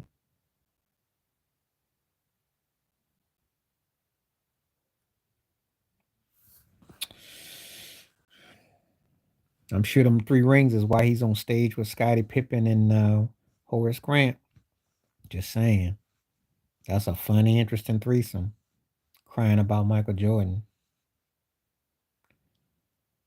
Well, he better if you want him in the Western Conference Finals, he better come out of it too.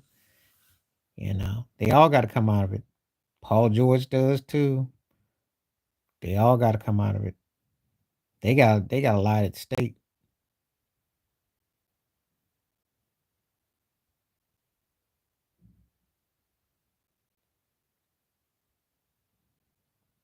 But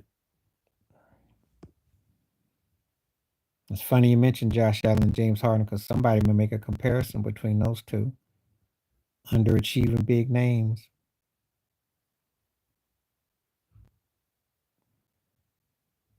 Yeah, I remember Patty Mills big time. And I remember Joe Ingles had that left-handed shot to put you to sleep. Patty Mills, ain't he like 68? Like he been around forever. Good role player. Now that's a role player. But today not a role player because everybody does what he does. See, that's the difference between when someone asks, like when Ted asked me who I thought was a good role player today. Guys used to be role players. They're not now. Everybody got to shoot a three. Everybody got to score. Everybody got to. Patrick Beverly used to be a role player. Not no more. What's a role player today? Ain't nobody gonna sit around and just take charges and be one trick. And that's what I was trying to tell. Ted asked me up above. There is no role players today. Everybody does the same role. You got to shoot a three. You got to be offense. You know, it's no role players no more. Them days is gone. I used to know a role player. Great call about Patty Mills because he busted Miami's butt off the second team. Today, Patty Mills is just as impactful as your starter. There's no role players no more. Hasn't changed for the best because now you don't have those sleepy guys to see come up because everyone's trying to do the same thing, even though we know they all not cut the same way.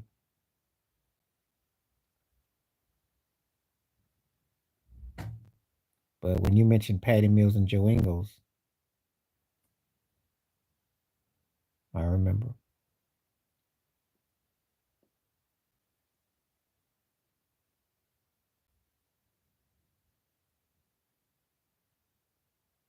different ball game, and not for the best either, as far as I'm concerned.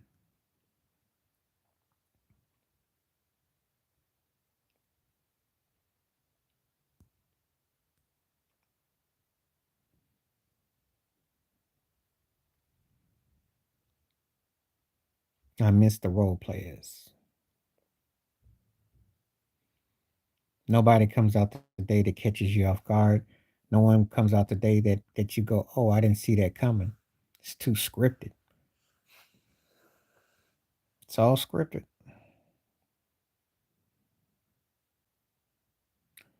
And I'm not trying to say what Rudy Gobert said, but he was right. The refs, they do dictate everything. See, you're a diehard fan from Australia when you still remember the bronze in Tokyo. That would never fly in America. Ain't gonna sit around and talk about no bronze or no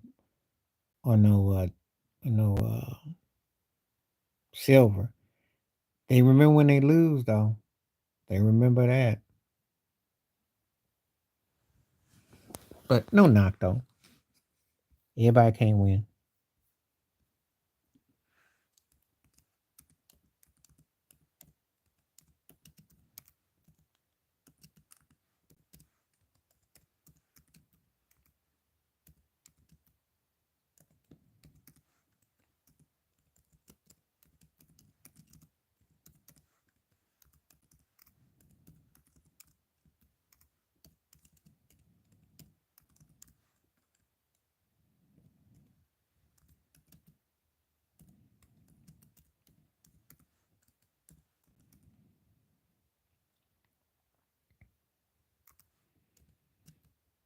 Um,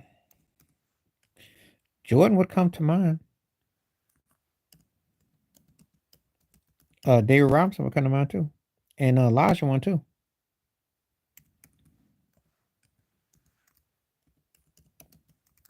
That's something that Rudy Gobert will never know.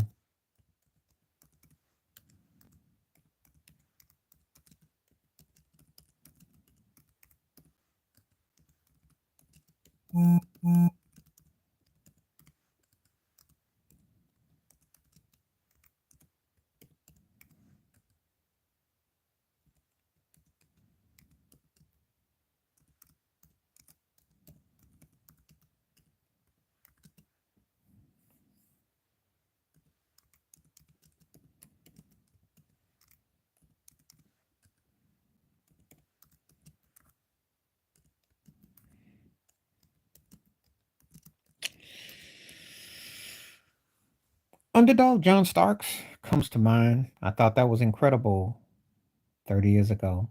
That's a true underdog. Um, you gotta respect Patrick Beverly, even though um,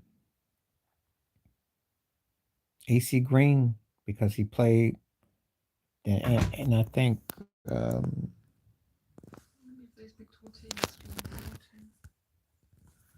and who else would I say? Underdog stories.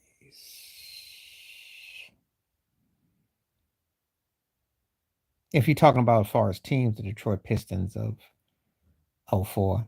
If you're talking teams, we talking players or teams. It depends. Um, yeah, that comes to mind. I think Dirk Nowitzki too. I have none because I don't really celebrate. I think it was the Easter egg hunt was hokey and all that other stuff. As a child, that was a part of me, but I got grown. I don't know, and it's too commercialized. I just don't really get into it. Um, People are looking for something to romanticize. It has nothing to do with that, and it doesn't tell about the real meaning of the resurrection.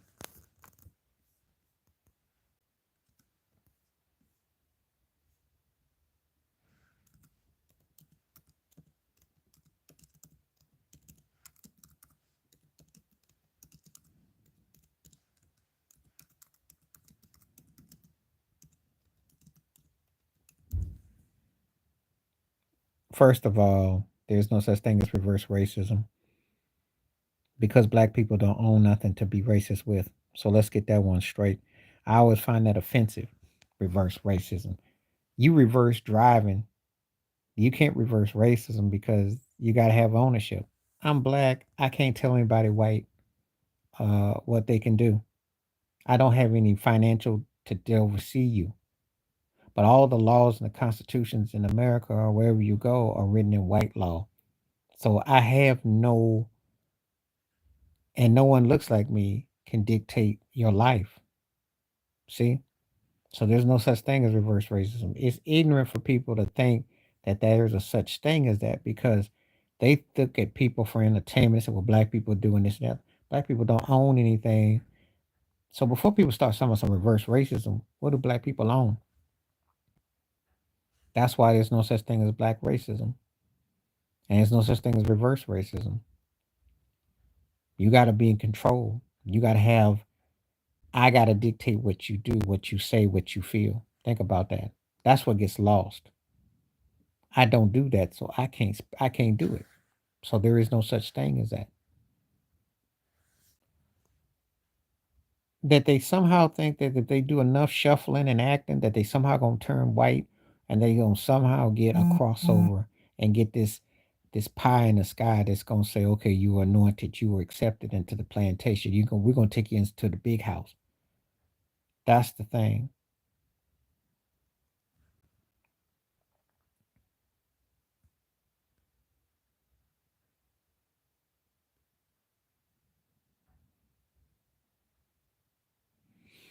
You're never ever gonna be embraced.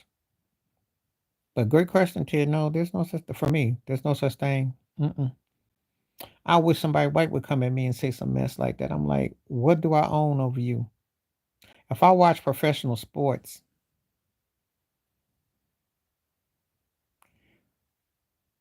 well, they are essentially. I mean, the white folks will play with them. They'll play with them because you're a good boy. They'll pat you on your head and treat you like a dog until they go find a younger model and someone will act dumber. So you don't get nothing out of it. You brown nosing and you think you slurping up, but that's what they push in the agenda. That's what Trump pushes his agenda. That's what Joe Biden pushes his agenda. That's what Hollywood pushes the agenda. That's what professional sports push the agenda. The movie world, they all do. Yeah, because now she's got to go to entertainment because the master Trump ain't got no use for her. Which Dash are you talking about? Because are you talking about the two, which cousins? Because there's Stacy and there's Damien, and they both buck dancers, if you must know. Stacy, because she was a never was talent, pretty face, didn't have no skills, and she just ended up doing hood movies anyway. Damien's a buck too. He's even worse than her because he's crying for Jay-Z to give him $1, and they don't have no use for him.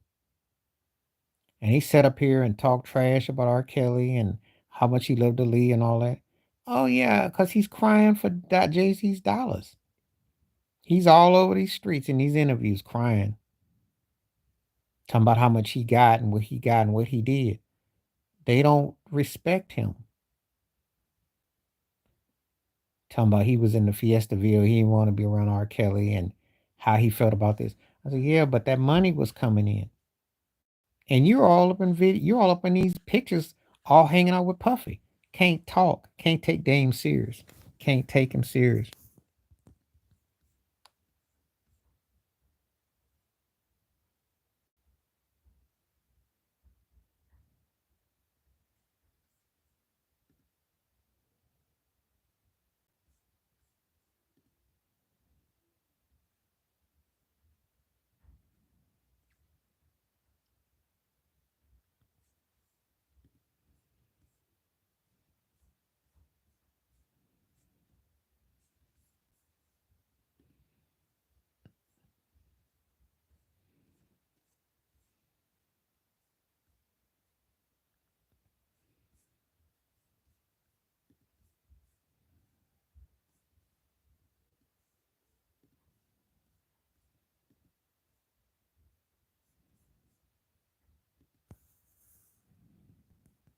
Really? Did you hear that? Well, if they get Jefferson, then we're going to the Super Bowl. If we get him, that's exactly what I would hope. Yeah, I heard about that. I just talked about that.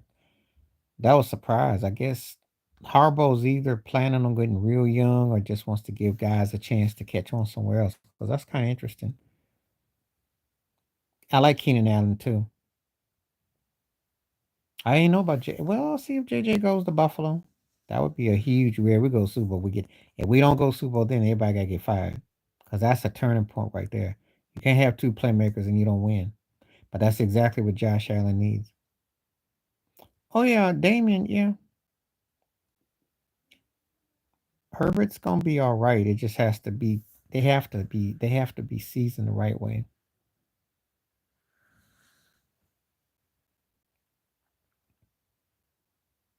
So,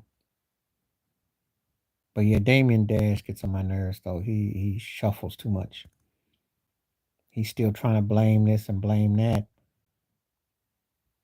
Jay-Z ain't thinking about him. Cats ain't them cats. Then on defense, they got to get big on the secondary and they got to get a little bit physical on the line. Then I think they got a chance. I think Jefferson makes them a real threat to get the AFC Championship, but they got to get the secondary tightened up.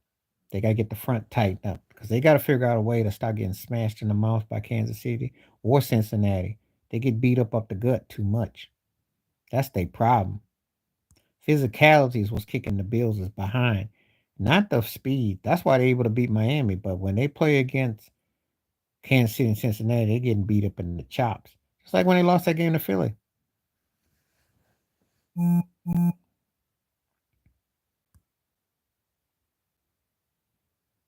So,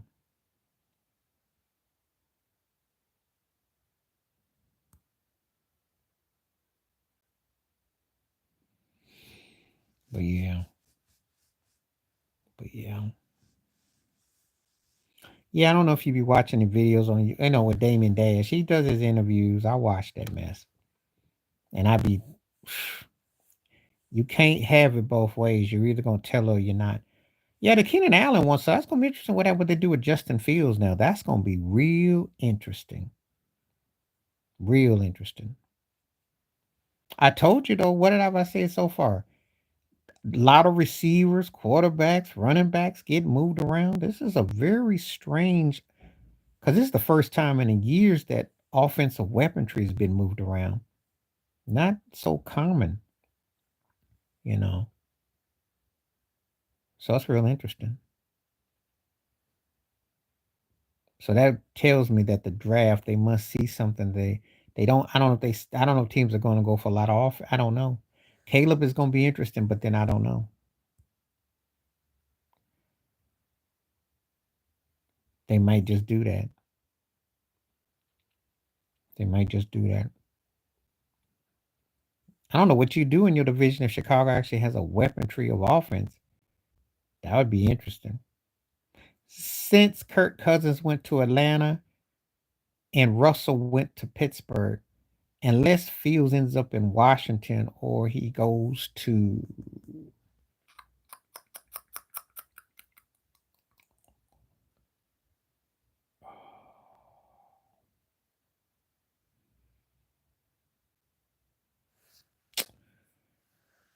the wild card, and this is just how my brain works, so you can laugh if you want. But unless Fields went to the Jets or Minnesota or something, I don't see too many other options. I'd keep Fields too, though. And if you're gonna get some offensive force, that'll be interesting. Yeah, I know that. I know that.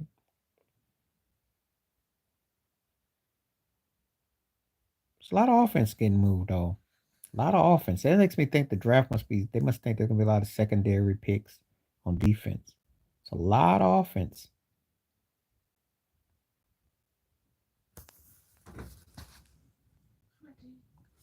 It's a lot of offense. I'm not used to so much offense being moved in recent memory because usually they don't break a beeline for running backs. They don't make a beeline for quarterbacks or receivers. So this is pretty interesting. Got my attention this year.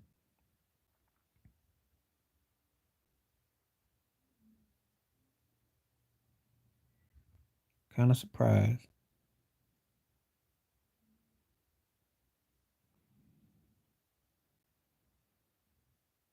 To where though?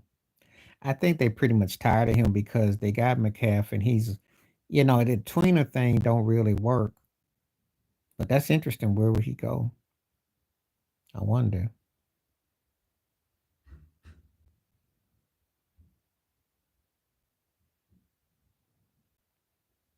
He'd be big in Tampa Bay. He'd be big in Detroit. He just got paid.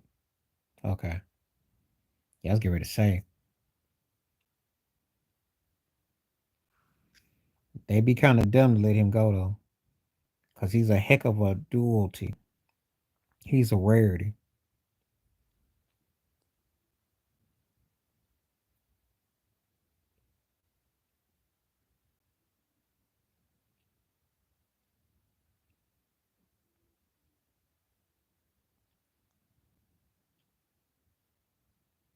But he's the kind of player he would thrive in Denver too. They need something like that. There's some places I could definitely see. Michael Vick, Mahomes, Randall Cunningham, Steve Young gets love.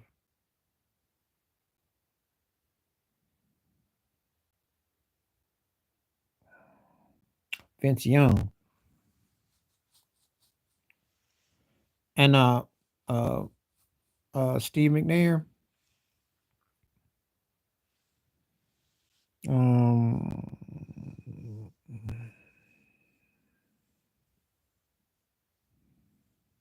Trying to think of else I could pick on. Oh yeah, Lamar Jackson, of course. Let me not mention Lamar. Lamar got the best tuck that I've seen for a quarterback on the line. His tuck is still sick.